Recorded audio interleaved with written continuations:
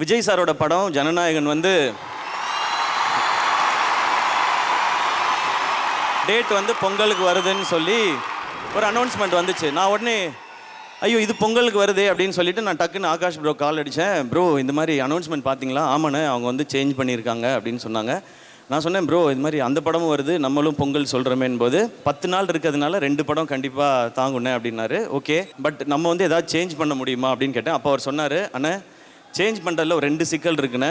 ஒன்று, நம்ம எல்லா இன்வெஸ்டர்ஸ் இது சுற்றி இருக்க பிஸ்னஸ் எல்லாமே ஜான்வரின்னு சொல்லி தான் நம்ம வந்து இது எல்லாத்தையுமே பேசி பண்ணியிருக்கோண்ணே. இன்னொன்று, அதுக்கப்புறம் தள்ளினா ஏப்ரல் மேலே தானே பண்ணணும், அந்த டைம் எலெக்ஷன்ஸ் இருக்குண்ணே, அப்போ இது வேணாண்ணே, நமக்கு வேறு வழி இல்லைண்ணே, இந்த டைம் தான் பண்ணணும்னு சொன்னார். அப்போ பணம் போடுற அவங்க வந்து ஒரு பிஸ்னஸ்ஸு எல்லார்ட்டையும் பேசி ஒரு டெசிஷன் எடுத்து ஓகே இது பண்ணுறான்னு சொன்னாங்க.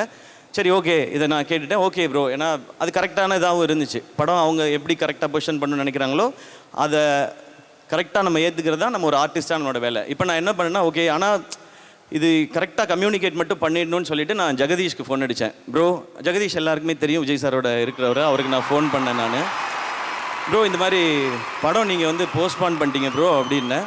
ஆமாம் ப்ரோ, அது வந்து இந்த டிஜிட்டல் பிஸ்னஸ் நிறையா ரீசன்ஸ் இருந்தது, அதனால போஸ்ட்பான் பண்ணிட்டோம் அப்படின்னாரு. ப்ரோ நம்ம படம் அப்போ அனௌன்ஸ் பண்ணியிருந்தோமே ப்ரோன்னு அவரும் சொன்னார். ப்ரோ 2 படம் வரலாம் ப்ரோ, 10 days லீவ் இருக்குல்லனாரு. ப்ரோ 2 படம் வர்றது பிரச்சனை இல்லை ப்ரோ, சாரோட லாஸ்ட் ஃபிலிம்னு சொல்கிறாங்க, அதனால தான் ப்ரோ எனக்கு வந்து அது வரியாக இருக்குன்னு அதனால தான் யோசிச்சுட்ருக்கேன்னு.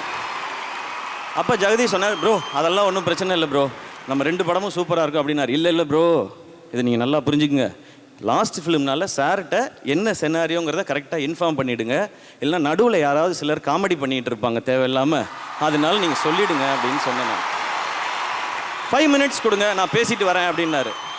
கரெக்டாக ஒரு 10 minutes கழிச்சு அடித்தார். ப்ரோ சார்கிட்ட எல்லாமே நான் டீட்டெயிலாக சொல்லிட்டேன், எல்லாம் ஓகே, ஆல் ஓகே, சார் உங்களுக்கு விஷஸ் சொல்ல சொன்னார், நம்ம சூப்பராக பண்ணிடலாம், 2 படமும் சிறப்பாக இருக்கும் அப்படின்னு சொன்னார்.